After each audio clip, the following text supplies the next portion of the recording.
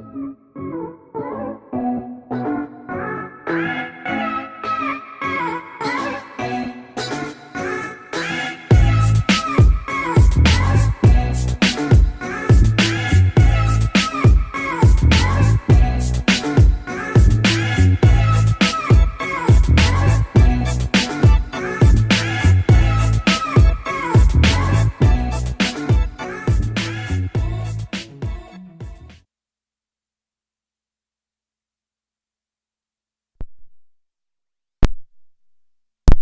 used to it, to fall into that and just go for the fences all day, every day, as much as you can, because of that, our addictive nature to this type of stuff. But as far as if we're trying Is to that get, on? Are we just in here talking with each other? Yeah. I think so. So this was on. One of the switches was on. Oh, were the green bubbles going? No. Okay, Oh, cool. so- So this is perfect. This is organic This is conversation. the organic, yeah. Take The two. organic intro that we're trying Well, to get. the thing I started with was dumb anyway. So why don't we start off with recovery at large? Recovery at large. Yeah, I'm gonna recover the first thing though, Okay. and it doesn't even have to be about the volume thing. But people think when they're in here working out that they're getting stronger and that they're making muscular gain. Yeah. Where really you're doing the opposite. When you actually work out, that's a cost to your body, right? Yep. You're burning your stored energy. You're breaking down muscle tissue. You're depleting all the essential nutrients in the muscle, and then there's also kind of like that immune response too. You're like, for lack of a better term, you're kind of weaker right after you Oh, work absolutely. out. So the real magic in like getting the most bang for your buck is in recovery, not in the actual workouts. Yeah.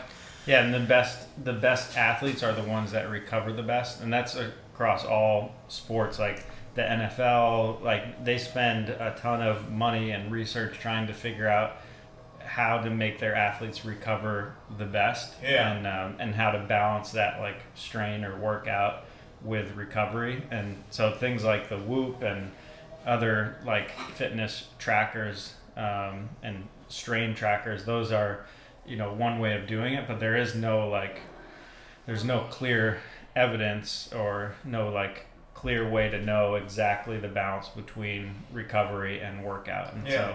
so that balance is very important, and the better you are at that, the better of an athlete you'll be, and the faster you'll Right. get fit. I mean, I view as your capacity to recover, and especially of things we're talking about recovery, because sleep plays such a pivotal role in it, is that it's actually a superpower for you to be able one, sleep well, but also eat well, and it makes sure that your time spent in the gym is just so much more efficient. I know you guys have talked about when you do elements, and when I've brought new people into the gym, one of the first questions that I ask is, well, how's your sleep? Or and how do you eat? And what kind of, let's say, supplements do you take? Because that's going to carry you so much further.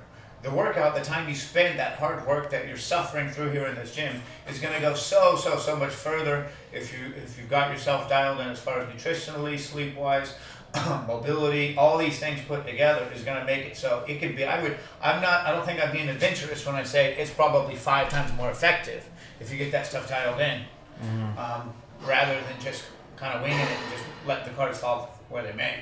And even just from like a pure time commitment standpoint, Yeah. like if you're a committed CrossFitter, meaning like you come to 5-6 classes a week and you really like get after it and you do all the stuff you're supposed to do here, that's only 5 or 6 hours a week of your time. What about the other couple hundred hours? In those couple hundred hours, that's where your body is adapting to those 5 or 6 hours, and that's where the rebuilding happens. right. Yeah. And most of the time, that's where the benefit is. Yep. Is it's not during the training sessions. That this might have been before our electronic mishap, but the stimulus adaptation. We talked about this on one of the prior episodes, but the workout is just the stimulus for your body, but the adaptation doesn't happen during the workout or during the training. It happens over the next couple days, over the weeks and the months of consistent training. Yeah. And then you could speed that process up with specific recovery-based mobility, and also, I think the single most important thing is, as far as that goes, is getting the proper amount of sleep, which I think is just tragic how so many of us fall, including myself at times, fall abysmally short of it. But it's not and some people, because I've had to go through that journey of trying to recover my sleep. The good news is I know there's a lot of things that I do poorly that probably are a cause of my bad sleep. So I've got plenty of room for improvement. If I was doing everything right and I was still sleeping horribly, I'd be disheartened. But all those little things that we do, whether that's light discipline, whether that's eating at the right time for blood sugar levels to be at a place where sleep is going to be conducive, even like when you take showers and when you wake up and when you go to sleep, or like if you're going up and at sunset, which is conducive for your body to respond to a certain type of light, to allow yourself to start winding down and getting up at sunrise and getting enough sunlight, outdoor sunlight in the morning time, that also triggers a response that tells you that it's time to wake up, and on the rebound response, time to go to sleep. That a lot of those things put together will make for an astonishing difference. And I think people don't value sleep because they don't understand the value of sleep. Yeah. And as an athlete specifically, as any human being, yes, like just for basic functioning and mental health and physical health and all that. But from an athlete's perspective, if you're training hard and you're undersleeping, or like lack of quantity or lack of quality, that's where, this might be news for some people, but that's where all of your major repair happens. Yeah. That's where your hormones are released, and that's where all the good ones that you want working spike when you're sleeping in deep states of sleep. That's when protein synthesis is at its highest. That's when you're in that anabolic state the deepest for the longest, and like real actual restoration of your muscle tissue can happen. That doesn't happen when you're awake. Even if you're chilling on the couch, like there's only a certain level of that restorative function that's going to happen. But when you're sleeping, all those switches get turned on. Right. And if you're chronically underdoing that in either quantity or quality, then you're just, in a lot of ways, you could just be beating a dead horse, even if you're training really hard. Right. Absolutely. And I don't think that it's mysterious that when people have a lack of sleep and consistently on, that those same people are going to have a humongous increase in injuries. They're going to feel brain fog throughout the day. What was pretty surprising for me to hear is that I had heard in the book Why We Sleep, he's a Harvard psychologist and MD, who's a world-renowned sleep expert, that he had said that every single mental pathology that there is has also an association with poor sleep. So whether that's causation or correlation, that's to be determined, but nonetheless it's interesting that every single one, out of all of them that there are, that there's bad sleep involved, which goes to show just how important it is. Right. And there's plenty of, for you CrossFitters out there, go look up an interview of Matt Frazier, the best, CrossFit athlete of all time, talking about his sleep. It to him is sacrament. Right. Yep. There's no wiggle room whatsoever as far as when he goes to bed, how he goes to bed, how he wakes up, and the proof is in the science too. So you could have two athletes, twins, same, very similar genetic makeup, same age, whatever. You could have them do the exact same workouts, but if one doesn't sleep as well as the other, you're going to see a huge difference in their performance. They won't even be close. Right. Won't even be close. So it just shows how important sleep is, and that's kind of the number one. I would say that's a number one tool for recovery, and the thing that's going to impact your recovery the most would be sleep. Beyond a shadow of a doubt. Yeah. And you'll notice that any high-level athletes, any top of the food chain athletes, they're all making sure that sleep is a priority. Yeah. What would you say is the next most important thing for recovery after sleep? I would say they're kind of neck and neck, but nutrition and hydration, and they're in a lot of ways interconnected anyway. Yeah. If you're not eating, fueling properly with the right amounts or the right nutrients, then I always give people this example is if you want to build a house and you just don't have enough wood to build the house ain't getting built. Right. And if you want to build strong muscular system and you're just not giving your body the raw building blocks, which is amino acids, which is protein, it's just not going to happen. You have to put those raw materials into your body in adequate amounts so that you can support muscle rebuilding. Because what you're doing when you're exercising is breaking down muscle tissue. Like we already said, you're not building muscle tissue when you exercise. You're breaking it down. And the only way to make it come back stronger, bigger, better is through recovery and through putting those things back in your body, and not just protein, but carbohydrate intake is really important for having adequate energy levels, and that helps with the uptake of protein and protein synthesis to help rebuild. So if you're just, this happens for some people, and some people get away with, the ketogenic diet, or we don't really prescribe one or the other. We a lot of times tell people whole foods are best, eat a balanced diet. But without carbohydrates, especially if you're doing this type of exercise, CrossFit style training, you're going to be fighting an uphill battle a lot of times, especially for recovery. Yeah, and like long term, like if you come in here and you have 100 pounds to lose, like you could use a really low carb diet or a keto type diet to work towards a weight loss goal. But performance wise, like long term, I've never met anybody that's done keto for 5 years and is a high level CrossFitter. Just because the demands of those short high intensity workouts, like they require your blood sugar and insulin levels and all that, your glycogen to be at a certain level, and carbs are going to be your main fuel for that. So it's really hard to not have carbs and do CrossFit. I think that it's kind of what you got from, based off of what you guys are saying, my own knowledge of it, that it's definitely not a one size fits all. Yeah. So everyone, based off of their specific goals, one person, like Tyler was saying, might be doing keto. Another person might get some carnivore or whatever. Some other people might do well on an entirely different diet altogether. Maybe they're counting macros and micros. Mm-hmm. But it's good to start exploring what do you thrive best on, and what not only do you thrive best on, I think, but what is the most attainable to have consistency with. Because the real magic ingredient, I think, is being the most consistent with it day after day. Mm. Because it's you could be performing at the top of the world, but if you can't maintain the diet, it's pointless. It's meaningless. If you'll just fall back onto whatever default that you go to, then that also can pose a problem.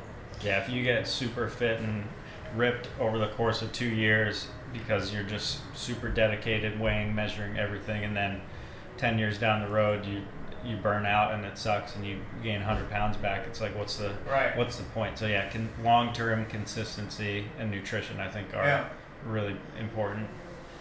To bring it back real quick to the glycogen thing, just for I can imagine some people listening maybe don't know that term, or haven't been exposed to those ideas, but basically your muscular system stores energy in the form of glycogen, which is sugars, for lack of a better term. And when you exercise, you're using those simple sugars to help the muscles contract and to help just the body do whatever it's doing to function. So if you say you do a really intense workout, you deplete your, basically picture it as a gas tank, right? You're depleting those fuel systems. Maybe you're at empty. If you don't put any gas back in and the next day you try to drive your car, it's not going to work right. So same idea goes for not just protein intake after exercise, but also for somebody who's really asking a lot of their body is replacing that glycogen. And that doesn't mean you need to go home and eat 3 bagels, but something goes a long way. One of the best times to eat something nasty is right after a workout, Yeah. Yes, with a caveat, because I've been known to take that sentence and run with it. Be like, damn. Yeah, all right. Eat a couple pizzas. Yeah, I'm in the perfect spot. They have a donut right now. If I can eat it all within 30 minutes, I'll be good. But realistically, just from a scientific standpoint, your body's like a sponge at that point. Once you just finished a really intense workout, and it wants that glycogen to replace the stuff that you burnt. And that's going to help with the protein synthesis if you're getting adequate protein in. My go-to is a banana and dates. Dates. You got me on the dates. After every workout, I have a banana and dates and a protein shake. And right now, I've been eating since 10 o'clock, and I trained 2 hours ago, and now it's 3 almost. But I feel, and this works for me, I feel like just getting that basic fruit and protein in after my training, I'm good for a couple hours, because I got the basic necessities out of the way. I don't need a meal just yet, but my body at least has some glycogen to get back in there, and it has protein to start building stuff back up. And as long as like you get that in there in a reasonable amount of time. I'm not a huge believer in the anabolic window, and it has to be like 20 minutes after your workout or it's wasted. But just try to make it a point to get something in your body after you exercise, so that you're not, the whole theme of this episode is not wasting your training session, right? If you train your ass off and then you don't eat or drink for the next 5 hours, right, and then you sleep like shit, what's the point? Trying to get some, I know I do, are you guys trying to get some type of like fast digesting protein in fairly soon after your workout? Yeah, like a whey protein would be ideal, but right. I sometimes, what I'll do is like have a smoothie, like bananas, fruit, almonds, you'll have a wait and for protein. you as soon as you're done, yeah? Yeah, and that's that's the ideal situation, because you can down that, and then half hour later I'll be hungry again, and then I can have a meal or whatever. But my goal is, I struggle with keeping weight on and keeping muscle on, so that works for me. But maybe someone that's trying to weight loss, maybe they just try to have a little more protein and less. And that's where I think the nutrition most specifically out of those things that we've talked about for recovery is the most customizable. Yeah. Based off of everyone's individual goals and lifestyle too. Right. Yeah. If you work like a 10-hour shift and you're not somebody who can get break every 2 hours to eat, then you got to do what you got to do. Right. But I think on the average, like just having adequate intake with the right meal or food choices beats timing.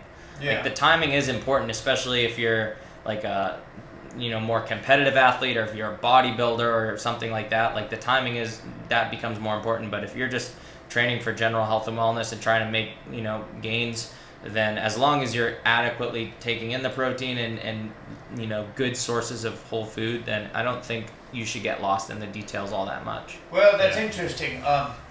On the Huberman Lamb, which is Andrew Huberman, he's the Stanford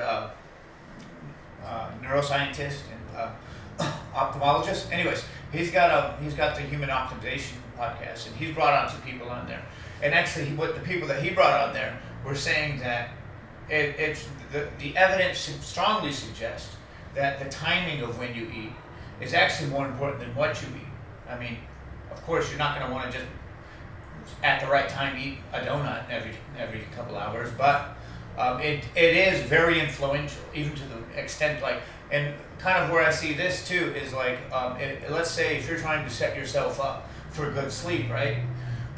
Then you don't want to have your meal 30 minutes before you try and get yourself to sleep, because it's going to spike your blood sugar levels. You're going to be wired and less likely, especially if that's problematic for you, then having that 2-3 hours before you're trying to get to sleep, I think goes a long ways towards lining everything up to do that well when it is time.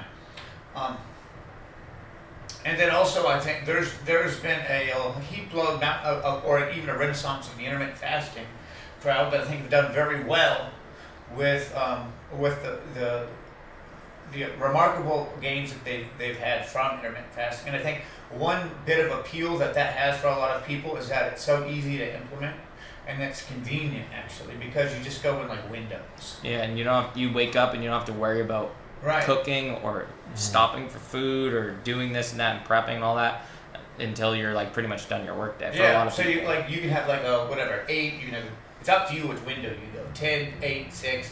I think 8 is typically one of the ones that are most considered maximizing benefits with maximizing convenience, and it could be like a 10 to 6 window. So you have your first meal at 10 and then your last meal at 6. But then from what I remember, it puts it essentially always has your cells in either a state of recovery or in a state of rebuilding. So 24 hours throughout the day, once you go fasted, so fasting is like 3 or 4 hours after you hadn't had anything, then it goes into that state of recovery, but it also has some cognitive benefits once you're fasted as well, because that's when you start. I don't know if you've noticed, if you've ever tried any of this, that when you're fasted, you'll feel more alert, you'll feel more actually energetic, and then when you eat, that's when the first time you eat, kind of when that energy levels start to dip a little bit. It's interesting. I think it's worth experimenting with on. Yeah, I think a lot of it too is like most people's problem with eating is they have too many calories, and so that intermittent fasting forces you to like you only have that window, and so it's hard to get too many calories in if you're only eating within a 6 or 8 hour. And if you're disciplined with it, Right. So I think from a recovery standpoint, like you said the word experimenting with, it's worth experimenting with, right? So everybody's bodies work differently, and what time you eat and how much you eat and what you're eating. Like we all kind of know what's good options and what's not so good options. But experimenting with what works for you and your lifestyle and your body and your training schedule. Right. And then, keeping our eyes gazed on our sleep, because that's, paramount. And then taking a look at what we're eating and when we're eating it and how that affects our recovery, not just our training. Well, when I really went into the weeds about how, because we all know how important sleep is, but when I did the research on just how important, there was a kind of downfall to that is because I got so obsessed with sleep, learning how much of a difference it makes, that I started getting sleep anxiety. Like my whole life was revolved around how do I get to sleep on time. Right. And then if I wasn't sleeping on time, let's say it's 9:30 instead of 9, then I would start stressing out and then trying to force myself to sleep, and that doesn't work out well when you try to force get to sleep. But one of the ways that I think made a difference for me, because I started trying to everything in my life was to prepare me to be able to sleep well for the night. And that's where the intermittent fasting worked well for me, because I noticed the chemical difference of being more prepared for bed when that time came.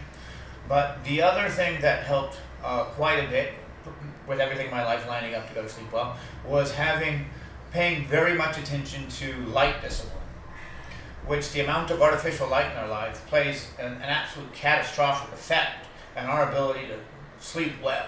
So once it's past like sunset essentially, then I would make sure that all the lights are really turned down low, that I'm trying not to spend too much time looking at screens or looking at iPhones, because even a little tiny nightlight that's this big, it's in the wall, evidently that you go down the rabbit hole down this and you'll get really depressed about everything. So maybe not, but even evidently a little nightlight, just like that, or an alarm clock, will diminish your melatonin production by 50%. But when you talk about the effect that those blue lights have and those TV screens, it absolutely wreaks havoc on your entire system. Yeah, I can just feel that, like, after a certain point, like, if I walk into a room and Sarah has the lights all the way on, the dimmer up, I'm like, I'm becoming away. I've been shot. So she always like, I was like, there's the lights are bright in here. Don't let the sleep get away from Like me. an opposite werewolf. Yeah. Right. Oh, that's funny.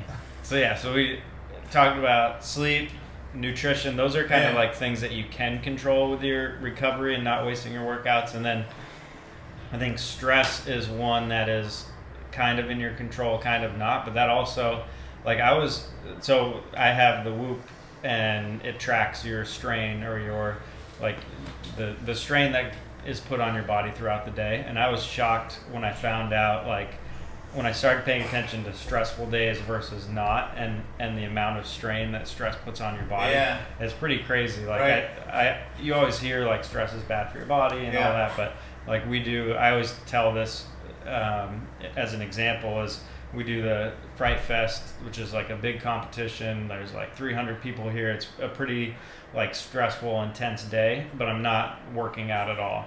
And on that day, like to give an example, like the strain levels go from 0 to 21, and I've never seen anything above like 18, even if I do like 3 workouts in one day. Yeah. And then on that day it was maxed out at 21. Oh wow. And I didn't work out. It was just purely just running around stress. trying to get things together for you. Right. And Well, so, the mental stress, I feel like can carry a lot further than physical stress too. Yeah. So And that's just a good example of how like stress, like I wasn't recovering at all that day. So like if I'm stressed out, and imagine if I did that, and then I'm like, oh, I'm gonna do like Murph after this or something, just to. Then you're not doing yourself any favors. Yeah, You might be giving yourself a break from whatever some anxiety you've got going on right then. Right. But as far as your physical recovery, you're I'm making just it worse for yourself. way at in that a point. deficit at that point, so Yeah. that just dig even deeper would not be a good Right. idea. So I think Wait. paying attention to your stress is important for recovery also. On that point, that maybe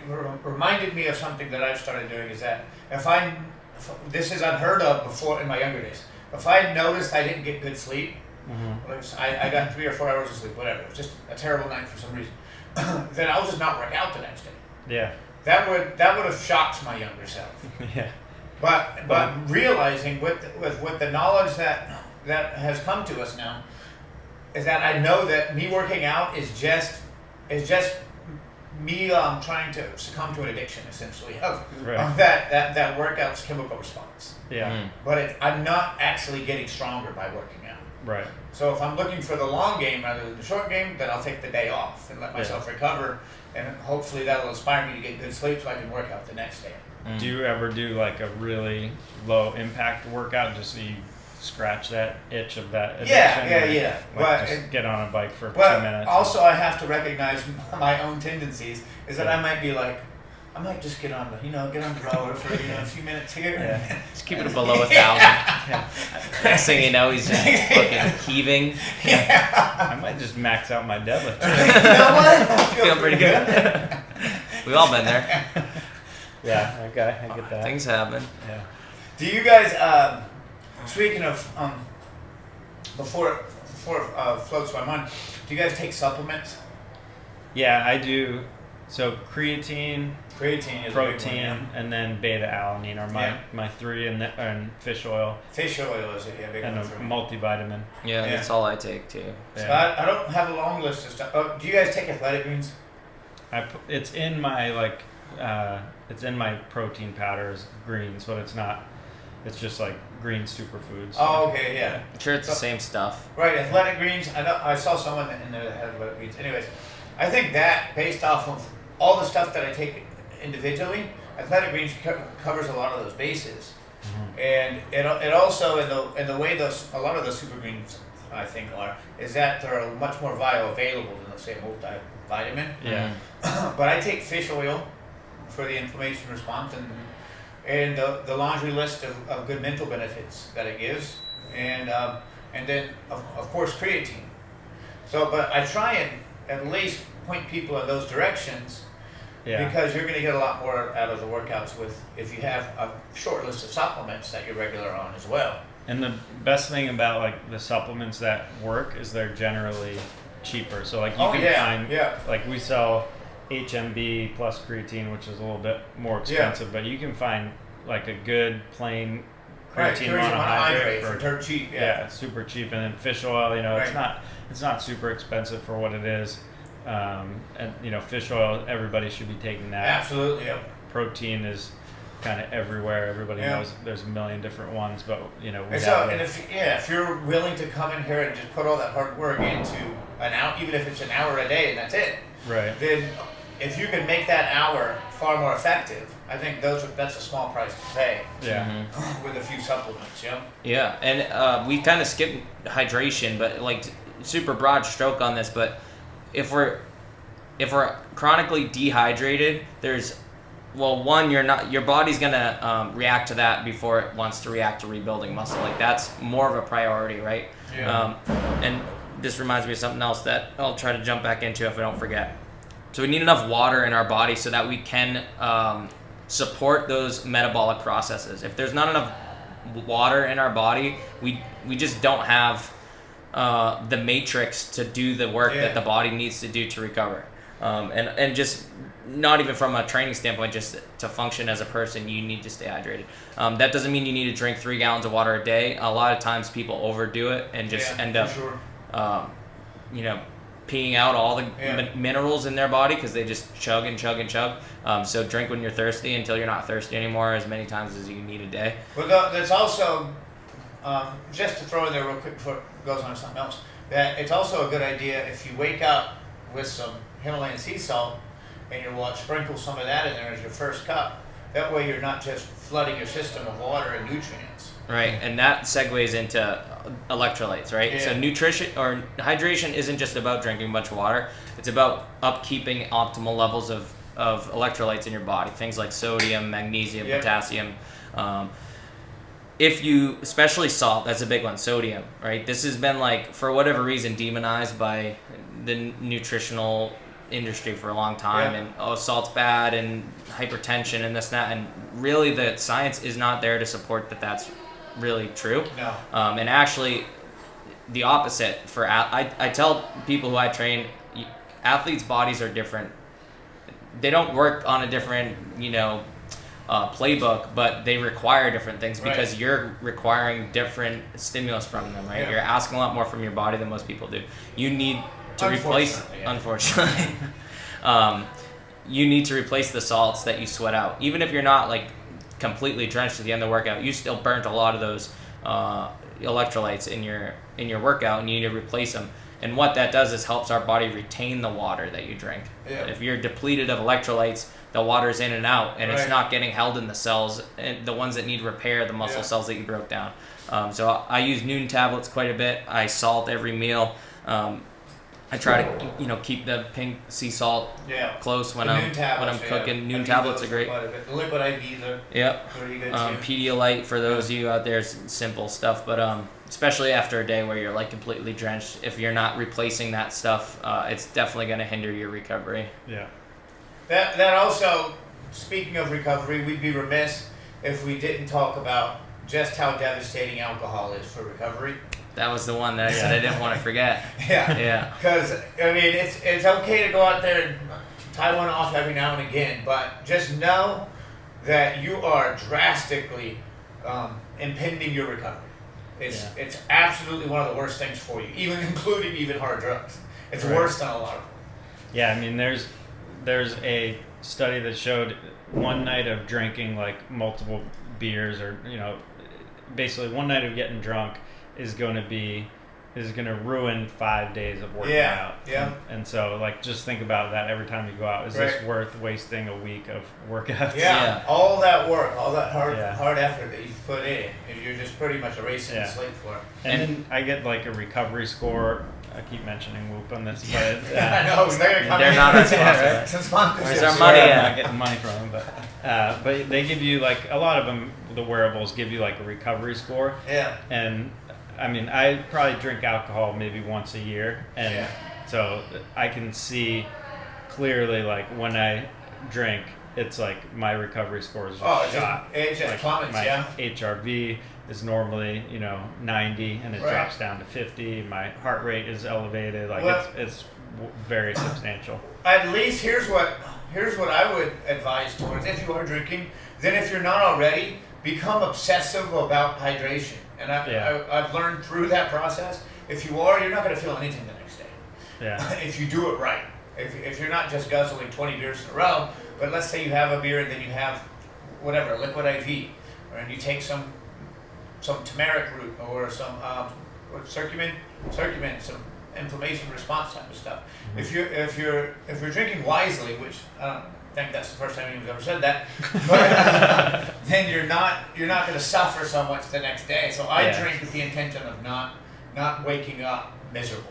Yeah. That's why I don't drink anymore, because the older I got, I just feel like Yeah, crap the the next worse, day, and I'm like, the more this you isn't feel like worth a it. train Like, ran you over, Yeah. the bigger that train gets. yeah, it's not for any specific reason. I just Yeah. don't like the feeling the next Oh, day. terrible. It's horrible. Absolutely. It's like I view it kind of like a double-headed dragon, and not to say that like there's no place in your life for alcohol ever. Like obviously, there's a smart way to do it and not a smart way to do it, like Levi said. But when you put that into your body, right, it's a toxin, a poison, for lack of a better term. So as like a threat detection response, your body automatically wants to metabolize that first. So like any other metabolic process that's happening, say hey, I'm recovering from that hard training session I did, and I have a couple beers, your body's no longer gonna focus energy on recovering the muscle. It's gonna focus on metabolizing that poison you just Yeah. put in your system. Right. And then not only that, but the other head of the dragon is that causes a cascade effect on your hormones, and even more so to bring it back on your sleep, right? Because Yeah. alcohol has a pretty bad effect Devastates sleep. on the hormone response while you're sleeping. and your ability to get into REM cycle and all that stuff, which, you know, we already talked about that ad nauseum with its effect on recovery. One last one. This has been a long episode, but we're nerding out, getting all sciencey today. My last one with recovery is anything that increases blood flow. That low impact that increases blood flow. So when I do my elements, I say, all right, well, here, think of like yoga, swimming, massage, foam rolling, hiking, even stretching, hiking. Yeah.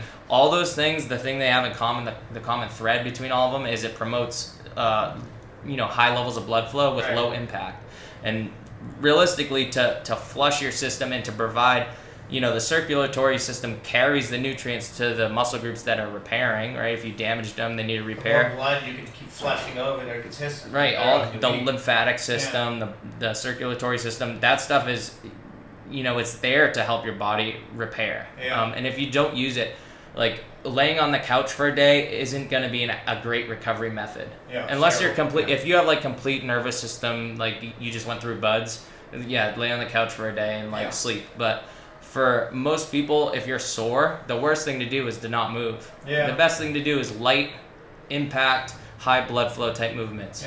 Yeah. Go for a swim or hike a mountain at a pretty light hike or even. That's the same deal as massage and foam rolling. Yeah, that's the same thing though. I mean, those like stems machines like the Mark Pro or the what's the other one? The Compacts. Compact head. Yeah, all they're doing is kind of mimicking a hike. So if you're they like flex the muscle, flushing it full of blood over and over and over again. You can literally fall asleep with those on. Yeah. You can do it all night, but it's the same thing as when you're hiking. You're just flexing and then relaxing, flexing and relaxing. Right. And I guess the difference would be one is active recovery, right? Like going for a hike, you still kind of have to use some energy to do that versus a passive recovery where maybe you're laying down getting a massage. Yeah. That's also promoting blood flow, but you don't have to do it. Right. So there's times and places for both of those things. But the common thread between is that you're increasing blood flow, which is going to help recover your body. Yeah. And that, I think to add one more thing is like overall, to not waste your workout, you need to have a balance between your workout strain, like beating up your body, and then a balance of your recovery. So if you're really good at recovering, then maybe you can push it a little bit more. But if you know you don't sleep as much, you're stressed out a lot, then maybe don't work out as much. And so finding that balance is really the key. And I think there's one takeaway is to try to find that balance, and it is hard to do that. It's you need to be really in touch with how you feel and your body and all that. And how familiarity with it. There's even things outside your control, like your genetics and your age, like those things you can't do anything about. And so recognizing that if you are, in your 70s and you can't recover as well as when you were in your 20s, or so it's maybe you can't work out as hard and you spend more time on recovery and skills and flexibility. So well, I'm going to pile on one more too because I thought of something before our little sound mishap went on. I know Tyler was talking about how he kind of abhors seeing too many people doing a bunch of volume training, and the thought that enters my head is I cringe too when I see people that are just workout after workout after they've done their normal workout, then they're piling on way more after that. And I want to pull them aside, and sometimes I do actually pull them aside and be like, "You're going to be best served. I know you have intentions, and you get some good mental responses from being able to work out. But as far as getting the best adaptation, you're pounding yourself into oblivion with that volume. So if you spend that time that you're doing the next workout after that, if rather you spend 30 minutes doing some soft tissue work, then that's going to go so much further as far as your adaptation goes than or just crushing yourself with volume. Yeah, or preparing meals. Yeah, something other than... This is like my own personal tactic, but something I think is useful to share. If you can find a way to mentally approach your food, your recovery, and your sleep the way you do your working out, and apply that same level of like discipline and consistency and getting after it, like get after sleep, get after enough protein throughout the day, get after drinking enough water, just as much as you would want to like get after the workout. Right. I'm gonna sleep so hard. Exactly. Sleep with intensity, You can go ask my wife. She's like, you are manic about like, oh, I didn't eat enough protein. I'm like, well, because it's important to me. Because It is when I know if I don't, then I kind of wasted today. Like Right, today, what we did with that workout, like, Oh man, yeah. if I don't make the right steps over the next 24 hours, that's not going to be good Right, for me. and it's all wasted effort, yeah. It's wasted effort. So I want to get complete return on my Yeah. investment. I view my workout as an Right. investment, and I want to get complete return on it, if not more. Yeah. Right? And if I can control those variables, then I will. Yeah, absolutely. Get protein to the biceps. Yeah. That's my biggest goal in life. But I think the reason why people don't do that is because it's not visible. Yeah. Especially in a community setting. It's like you see somebody come in and like crush it every day, Yeah. but you don't ever see what like Right. they do at home. Most of the time, you don't see the other 20 hours of their day. Right. And like, I'll tell you as a coach, the people who like can consistently put in high intensity and make consistent progress in strength and muscle mass, they are the best eaters, the best sleepers, the best recovery. Absolutely. Look at like 100%. Jordan Lavoie's buying freaking higher ice you tub go- at her yeah. house and Right. doing sauna and just a, one random example, but somebody who's making continuous progress, they're also putting that same level of discipline Yeah. on recovering. Well, you've got a nice tub at your house, too. Yeah, shout out to the ice bath, baby.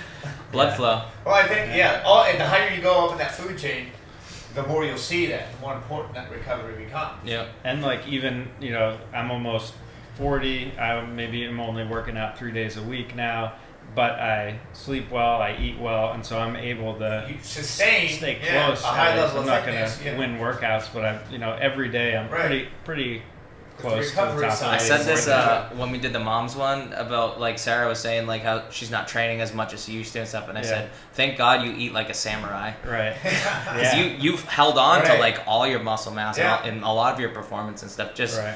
because of her discipline with nutrition and Yeah. Well, that's actually Goes such on a the other long way. the flip side of that coin. Someone could, if they didn't like working out in here, if they dialed in that style, then they'd get even further than if they didn't. If they worked out every single day for the rest of their life, Yeah. they could work out 3 times a week like you, and Right. and still get more from it if they dialed into recovery. yeah.